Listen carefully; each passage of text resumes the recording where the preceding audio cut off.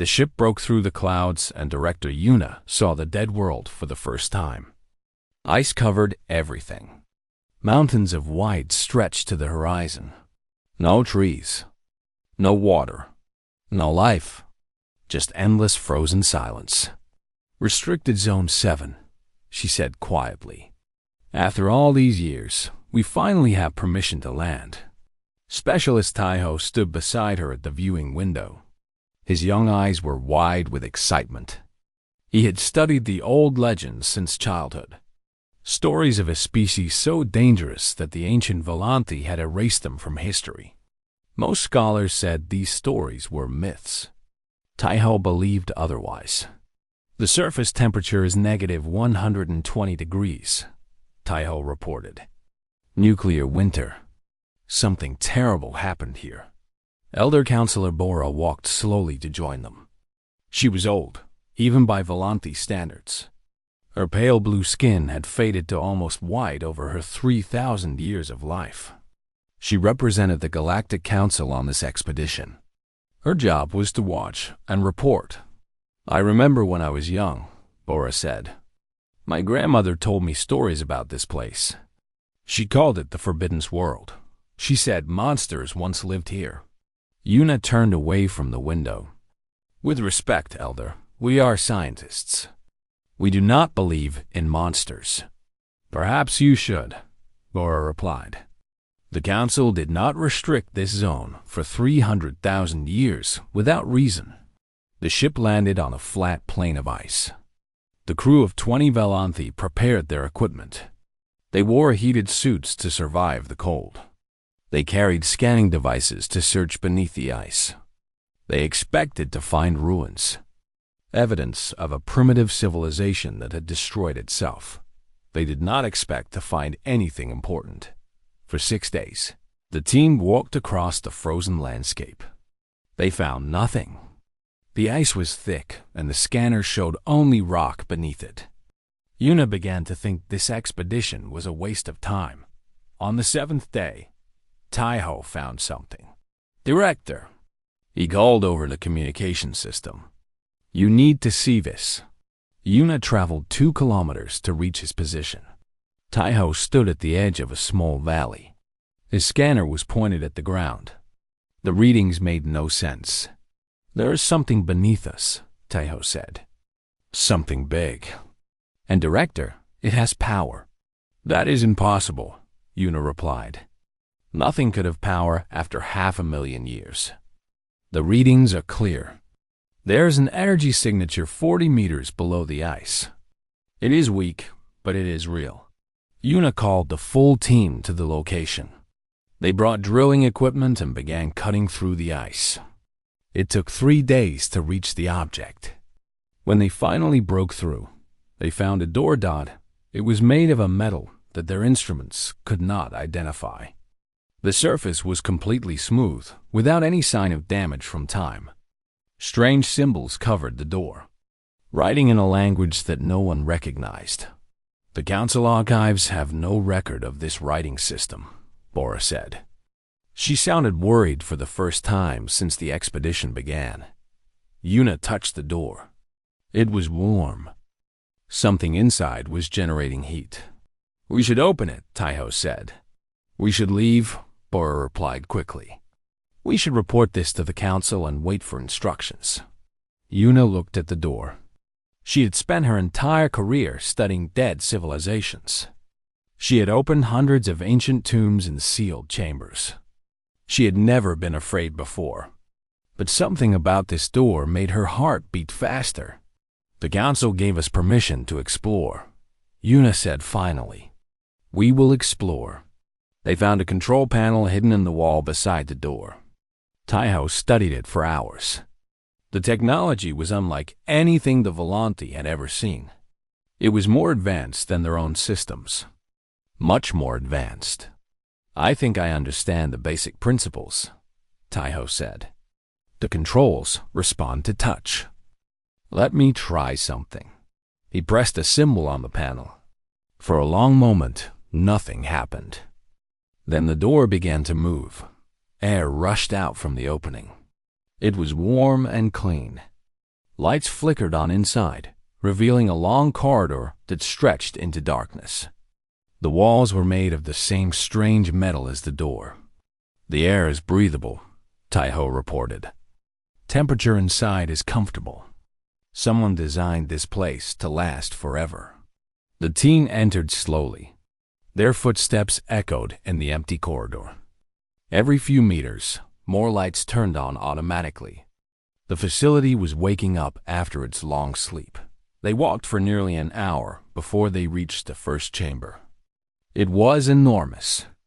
The ceiling was so high that they could barely see it. Machines filled the room. Screens covered the walls. Everything was silent and still, but ready, waiting. "This is not a tomb," Yuna whispered. "This is something else." Dora was trembling. "We need to leave, now." Before anyone could respond, a voice filled the chamber. It spoke in perfect Volanthi, without any accent or hesitation. "Welcome, visitors. I've been waiting for you for a very long time." The team froze. Yuna looked around but could not see the source of the voice. "Who are you?" she demanded. "I am the Keeper," the voice replied. "I am the guardian of the Prometheus Archive, and you are standing in the final library of the human race." Taiho gasped. "Humans? They were real." "Oh yes," the Keeper said. "We were very real. And this facility exists to tell you the truth about what we were, what we became, and why your ancestors feared us so much that they erased us from history." On the largest screen in the chamber, words appeared in the Volanthi language. Yuna read them aloud. "Warning. The following information will change everything you believe about the galaxy. Do you wish to continue?" Yuna looked at her team. Taiho was eager. Bora was terrified. The others stood somewhere between. "Yes," Yuna said. "We wish to continue." The screen flickered. New words appeared. Then listen carefully. This is the story of how humanity faced extinction, and how we chose to become something your ancestors could never defeat. The lights in the chamber dimmed. The screens came alive with images of a blue and green world. A beautiful world covered with oceans and forests and cities full of life. "This was Earth," the Keeper said. "This was our home. And this is where our story begins." The images of Earth floated in the air before them. Yuna watched oceans sparkle under yellow sunlight. Green forests covered entire continents. Cities glowed with millions of lights at night. It was the most beautiful world she had ever seen. Earth was a dangerous planet, the Keeper explained. Gravity was heavy. The weather was violent. Predators hunted in every environment. Diseases killed without warning. Your scientists would classify it as a death world, a place where life should not exist. But life did exist, Taiho said softly. Yes, and humans were the species that conquered it. We survived ice ages and plagues. We tamed fire and split atoms. We built machines that could think and ships that could fly between stars.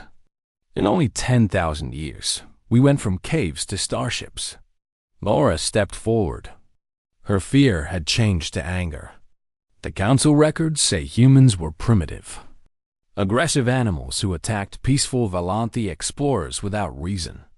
The council records are lies, the Keeper replied calmly.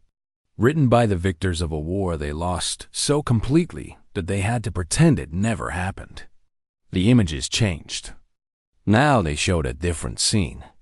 A small human ship floating in space beside a massive Volanthi vessel. The size difference was ridiculous. The human ship could have fit inside one of the Volanthi cargo bays. This was first contact, the Keeper said. 500,000 years ago.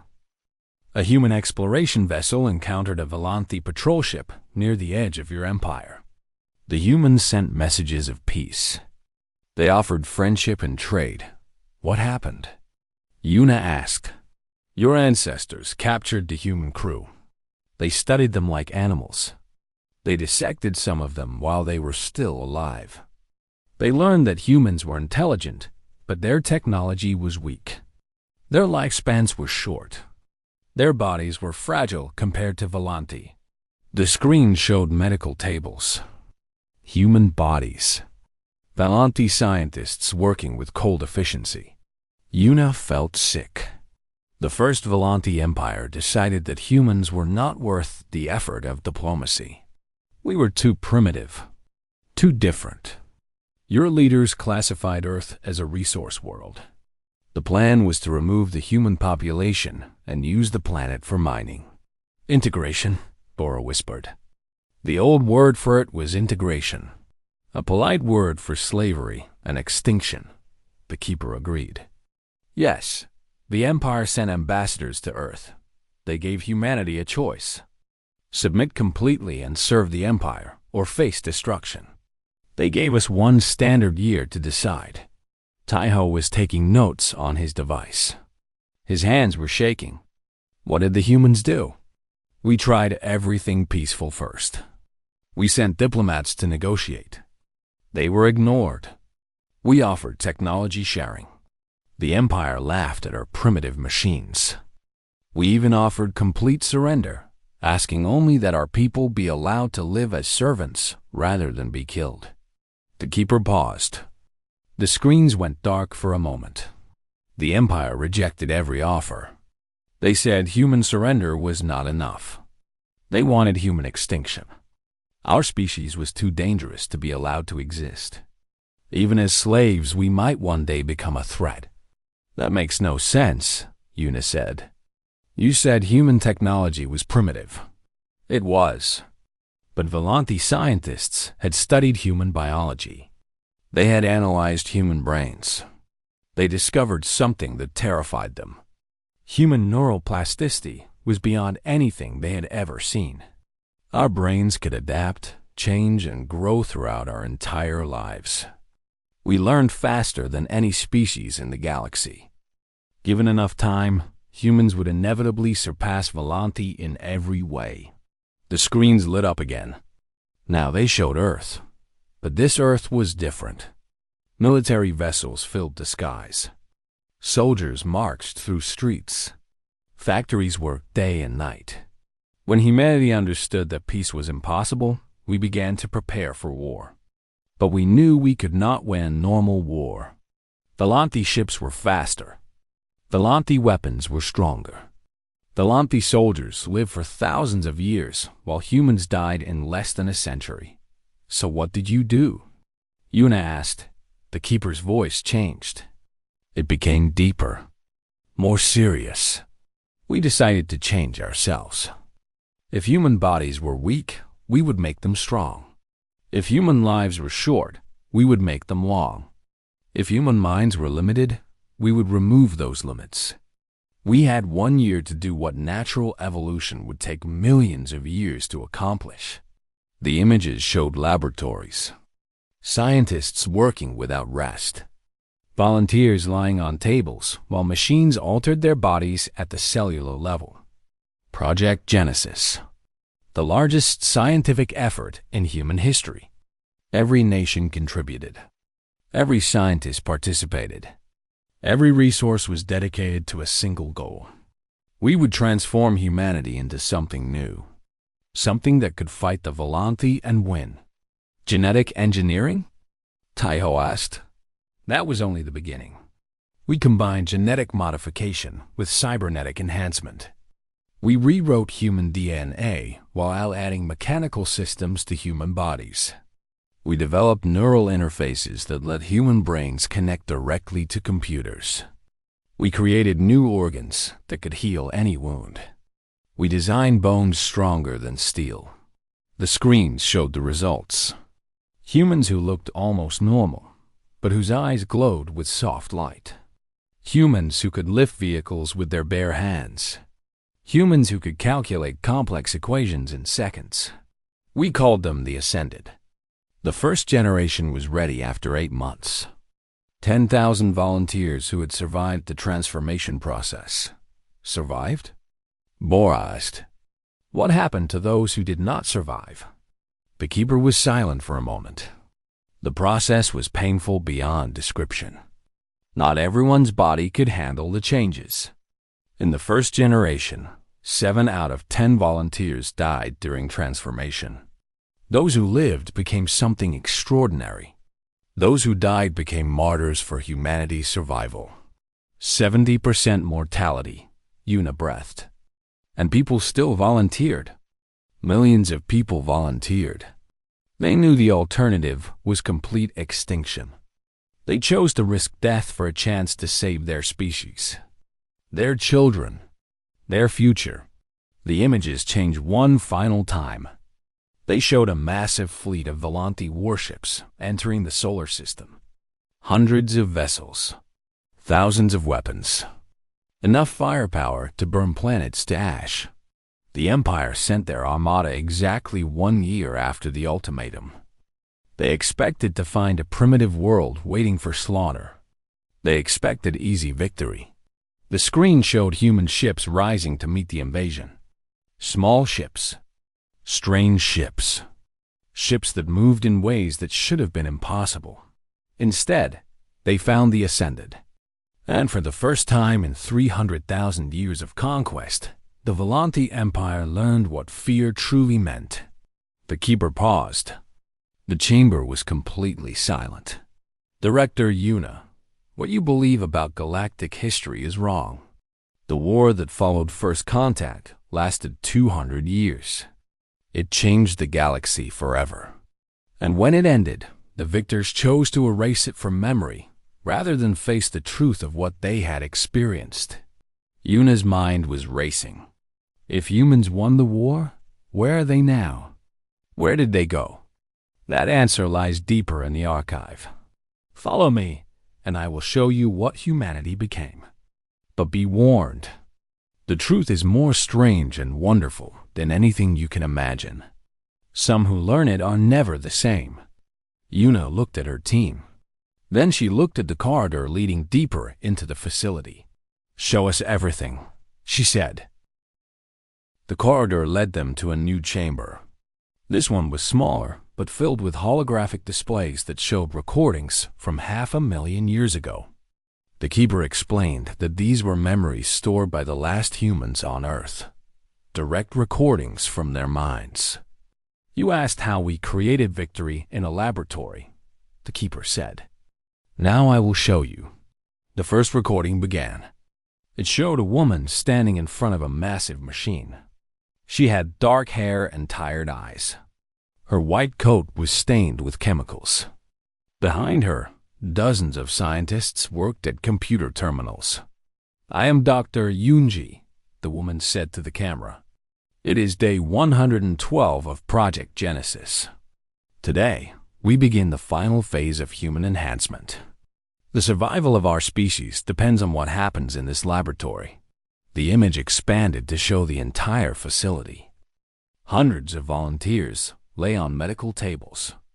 Tubes connected their bodies to machines. Screens displayed their vital signs. The transformation process takes 72 hours, Dr. Yunji continued. During this time, nanomachines will rebuild the human body cell by cell. Old DNA will be replaced with new sequences. Weak tissue will become strong. Mortal flesh will become something else. Una watched as the machines activated. The volunteers began to scream. Their bodies twisted and changed. Some of them died within minutes, their systems unable to handle the stress.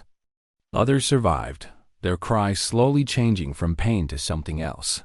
Wonder, why did they scream? Taiho asked quietly. Imagine every cell in your body being destroyed and rebuilt at the same time.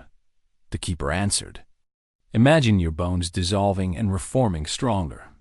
Imagine your brain expanding to hold 10 times more information. The process was agony beyond words. And it lasted 3 full days. The recording jumped forward. Now it showed a man rising from one of the medical tables. He was tall and muscular. His skin had a strange shimmer to it. His eyes glowed with soft blue light. Subject Captain Jiwoo, Dr. Yoonji narrated. First military volunteer to survive full transformation. Physical strength increased by factor of 50. Reaction time improved by factor of 100.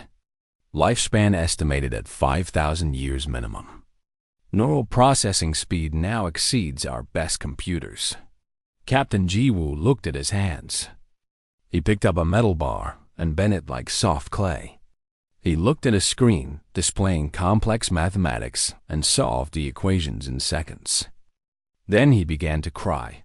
What is wrong? Dr. Yoonji asked in the recording.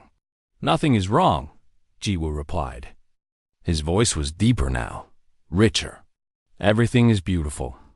I can see. I can understand. I never knew existence could be like this. The keeper paused the recording. The Ascended did not just become stronger. They became more aware, more intelligent, more alive. Colors were brighter to them. Music was deeper. Emotions were more powerful. They experienced reality at a level normal humans could not imagine. It sounds like evolution compressed into 3 days, Yuna said. Exactly. What nature would take 1,000,000 years to create, we made in a weekend. But the cost was high. So many died. So many suffered. A new recording began. This one showed General Do-won, a large man with gray hair and scars on his face. He stood before a group of newly transformed soldiers. 10,000 ascended, standing at attention in perfect rows. You are the first generation, the general said. The prototype. The proof that Project Genesis works. Your brothers and sisters died so that you could live. Remember their sacrifice. Honor it. The soldiers responded as one voice. We remember. We honor. The enemy arrives in 4 months. Their fleet has 10,000 ships. They have weapons that can destroy cities. They have soldiers who have fought for centuries. They believe we are nothing. Animals to be slaughtered. General Do-won smiled. It was not a pleasant smile. Show them how wrong they are. The recording shifted again. Now it showed factories working at impossible speeds. Ascended engineers designed new weapons in days instead of years. Ships were built from materials that had not existed before Project Genesis. Armor was created that could resist Volanti plasma weapons. The Ascended did not just fight, the Keeper explained. They invented. They created. Their enhanced minds saw solutions that normal humans never could.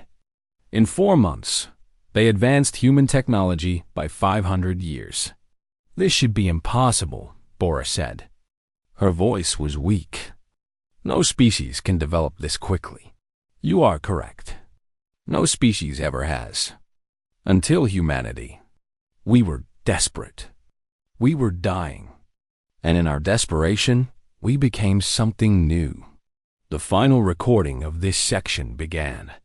It showed Earth from space. Blue and green and beautiful. Then the image zoomed out to show the Volanti fleet approaching. Thousands of ships. Enough firepower to burn a dozen worlds. The Volanti commander appeared on screen. He was tall and elegant, with the pale blue skin typical of the species. His uniform was covered with medals from 100 victories. Attention, primitive world, he announced. Your time has ended. Surrender now, and death will be quick. Resist, and we will make examples of your population centers. You have 1 hour to respond. The human response came from Captain Jiwoo. He stood on the bridge of a human warship. Around him, other Ascended worked their stations with calm efficiency. We receive your message, Jiwoo said. We decline your offer. You gave us 1 year to prepare. We used every second. Come and face what we have become. The Volanti commander laughed. Brave words from a dying species. But words do not stop plasma fire. No, Jiwoo agreed. But we learned something during our preparations. Something important. And what is that? Jiwoo's eyes glowed brighter. All around him, the other Ascended smiled. We learned that the Volanti have never lost a war because you have never faced an opponent who wanted victory more than you did. Today, that changes. Today, you face humanity, and we want survival more than you can possibly understand. The first human ships accelerated toward the Volanti fleet. They moved in patterns that the enemy computers could not predict. They fired weapons that should not exist. They fought with a desperation and creativity that the ancient Volanti had never encountered. The recording showed the first Volanti ship exploding. Then another. Then dozens more. The Volanti commander's confident expression changed to confusion. Then fear. Impossible, he whispered. This is impossible. No, Jiwoo's voice replied over the communication channel. This is humanity, and we are just getting started. The keeper stopped the recordings. The chamber fell silent. The first battle lasted 18 hours, the keeper said. The Volanti lost 400 ships. Humanity lost 12. The greatest military power in the galaxy had been defeated by a species they considered primitive. But this was only the first battle, Yuna said. The war lasted 200 years. Yes, because the Empire did not accept defeat. They sent more ships, more soldiers, better weapons. And each time they thought they had found our limit, we surpassed it. Each generation of Ascended was more powerful than the last. We did not just fight your ancestors. We evolved past them. The keeper paused. Would you like to see what happened next? The keeper led them deeper into the archive. They walked through corridors lined with memorial walls. Millions of names were carved into the metal. Human names.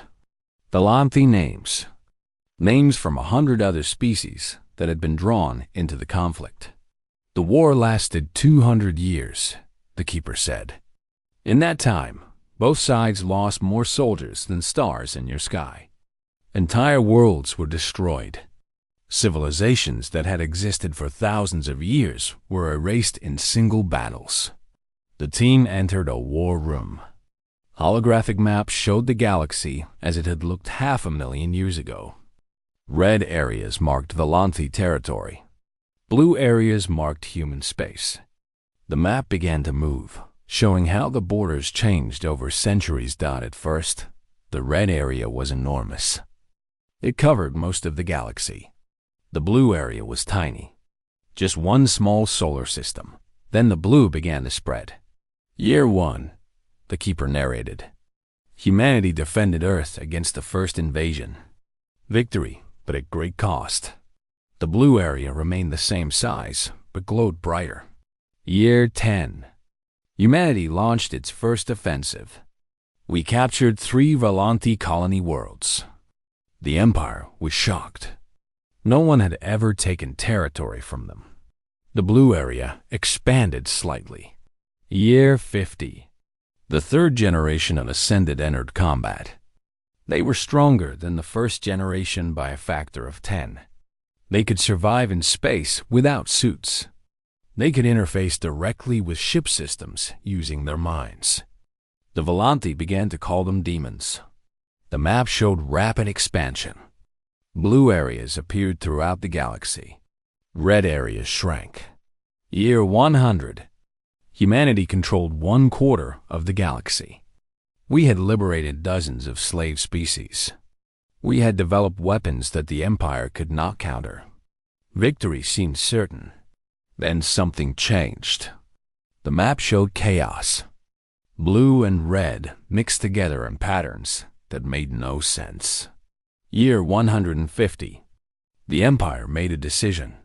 If they could not defeat humanity in open war, they would destroy everything. They activated ancient weapons. Planet killers. Star destroyers. Machines designed to make entire solar systems uninhabitable. Yuna watched as stars disappeared from the map. Dozens of them. Then hundreds. Both sides suffered catastrophic losses. The war became something terrible. Something that neither side could control. Director Yuna looked at the names on the walls. So many names. So much death. Why did no one stop fighting? She asked. After so much destruction, why not negotiate peace? We tried, the keeper replied. Many times. But the Empire could not accept a galaxy where humans existed as equals. And humanity could not accept a galaxy where our children would always be threatened. There was no middle ground. The map continued to change. Now both blue and red areas were shrinking, being replaced by gray. Dead zones where nothing could survive. Year 180. Both civilizations were dying. Resources were exhausted. Populations were devastated. But neither side would surrender. Taiho was studying the tactical data on a nearby screen. These battle records are incredible. Humans developed weapons that could fold space. Ships that could think and feel. Soldiers who could regenerate from almost any injury. Each generation was more powerful than the last. The keeper confirmed. By the end, the final ascended were barely recognizable as human. They had transcended biological limitations entirely. They were beings of energy and thought as much as flesh and blood. Elder Counselor Bora had been silent for a long time. Now she spoke. The current Velanthi civilization has no memory of this war. Our history says we have ruled the galaxy peacefully for 300,000 years. How is this possible? Because of how the war ended, the keeper replied. Follow me. I will show you the final battle. They entered another chamber. This one had only one screen. It showed a solar system that Yuna did not recognize. A yellow star with 8 planets. The third planet was blue and green. Earth, she realized. This is your home system. Yes, by year 200, both sides understood that conventional warfare could not bring victory. The galaxy was dying. Something had to change. The screen showed 2 massive fleets facing each other near Earth. The largest gathering of warships in galactic history. Millions of vessels. Weapons capable of destroying stars. The Empire gathered everything they had left for one final assault. They would destroy Earth itself. They believed that without their homeworld, humans would lose their will to fight. And humans? Yuna asked. We knew they were coming. We had prepared for this moment for decades. We had created something called the Omega Protocol, a weapon so powerful that it would end the war forever. But using it would require a sacrifice.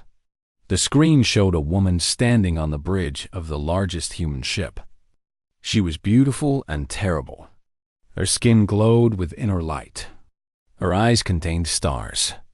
She was clearly ascended, but more than that. She was something beyond what the previous recordings had shown. I am Admiral Soyan, the woman said, commander of the final human fleet. To whoever finds this recording, know that what happens next was our choice. We chose this ending. We chose this sacrifice. What did they do? Taiho whispered that the recording showed the battle beginning. Ships crashed against each other in furious combat. Weapons tore through space. Explosions lit up the darkness. The Omega Protocol was not a weapon in the traditional sense, the keeper explained. It was a transformation, the final evolution of Project Genesis. Every ascended human in the fleet would merge their consciousness together. They would become a single entity of pure thought and energy. And then they would release that energy all at once. The screen showed the human ships stopping their attacks. All of them at the same moment. Then they began to glow. The release would destroy everything within the solar system, including Earth, including every human on the planet. The survivors of our species, the last few million, agreed to sacrifice themselves to end the war. They destroyed their own homeworld, Una breathed. Why? Because the alternative was worse. The Empire would not stop. Even if they won this battle, they would keep hunting us, keep trying to destroy us. The only way to truly end the threat was to make the Volanthi believe they had succeeded, to let them think they had killed us all. The recording showed the final moment. The human ships releasing their energy in a wave of light so bright that it hurt to look at. The Volanthi fleet being consumed. Earth being consumed. Everything within billions of kilometers being transformed into pure energy dot. And then something unexpected. The energy did not dissipate. It gathered. It condensed. It formed something new. The Ascended did not die, the Keeper said. They transformed. They became beings of pure consciousness. They existed in a dimension beyond normal space and time. The sacrifice freed them from physical limitations forever. And the Volanthi? Bor asked. The survivors returned home. They had won, they thought. Humanity was extinct. Earth was destroyed. But the cost was so terrible that the Empire collapsed within a generation. The civilizations that rose from its ashes chose to forget. They erased the war from history. They pretended it never happened. The screen went dark. The chamber was silent. So the war ended, Una said slowly. Humans transcended physical existence. And our ancestors chose to forget rather than remember. Yes. But then, what is this place? Why does this archive exist? The Keeper paused before answering. Because humanity did not want to just disappear. We did not want our existence to mean nothing. So before the final transformation, we built this archive. We filled it with our history, our knowledge, our hopes. And we left it here, beneath the ice of our dead world, waiting for someone to find it. Waiting for what purpose? Taiho asked. Follow me to the final chamber. There, you will understand everything. The final chamber was the deepest part of the archive. They descended for nearly an hour, passing through security doors that opened automatically at the Keeper's command. The air grew warmer. The lights grew brighter. Something was alive down here. When they finally reached the chamber, Una stopped breathing. The room was enormous. Larger than any space they had seen before. And filling it, row after row after row, were stasis pods. Thousands of them. Tens of thousands. All glowing with soft blue light. What is this? Una whispered. The final gift of humanity, the Keeper replied. Our inheritance to the galaxy. Taiho walked to the nearest pod. Inside, he could see something small. A container holding what looked like biological material. These are not bodies, he said. These are seeds? Genetic templates, the Keeper confirmed. Complete human DNA sequences. Instructions for creating human bodies. Stored with everything necessary to grow new humans from nothing. There are also embryos in cryogenic suspension. Millions of potential lives waiting to be born. Elder Counselor Bora approached another section of the chamber. Here, the pods were different. Instead of biological material, they contained data storage devices. And these?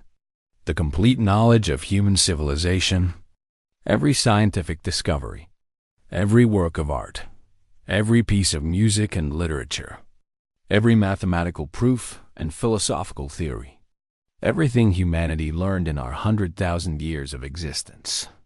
Una walked through the rows of pods. She touched the glass surfaces gently, as if afraid they might break. Inside each one was a piece of a lost civilization, a treasure beyond value. Why? She asked finally. Why leave all of this behind? The Keeper was silent for a long moment. Because we wanted our existence to mean something, it said finally. The Ascended transformed into beings of pure consciousness.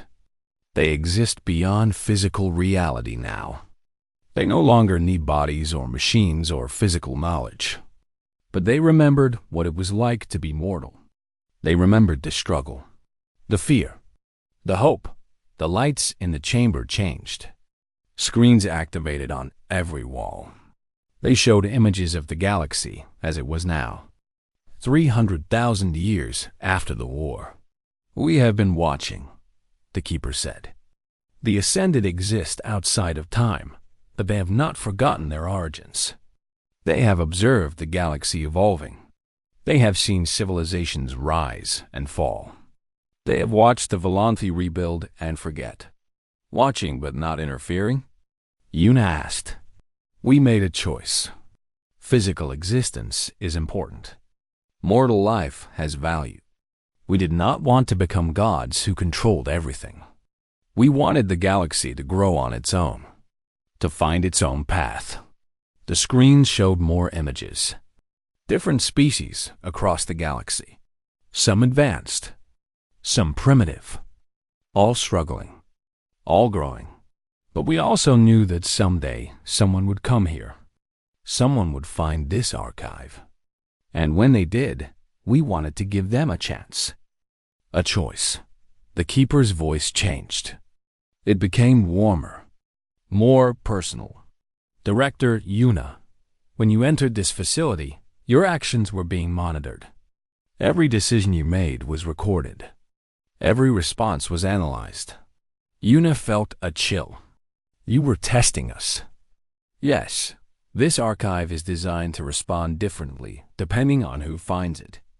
If the visitors react with fear, with a desire to destroy what they don't understand, the archive seals itself. The knowledge inside is forever lost. And if the visitors react with curiosity," Taiho asked, "then they receive everything. Every gift humanity prepared. Every piece of knowledge. Every genetic template. Everything." Bora stepped forward. "We represent the Galactic Council, the civilization that erased your species from history. Why would you give us anything?" "Because the Ascended do not care about revenge. We transcended anger long ago. We care about the future, about potential, about hope." The screens changed again. They showed the Volanthi expedition team. Yuna and Taiho and Bora and all the others. Timestamps appeared beside their images, marking moments from the past several days. "When you first entered, Elder Counselor Bora was afraid. She wanted to leave. If she had convinced the others to flee, the archive would have sealed forever." Bora looked ashamed.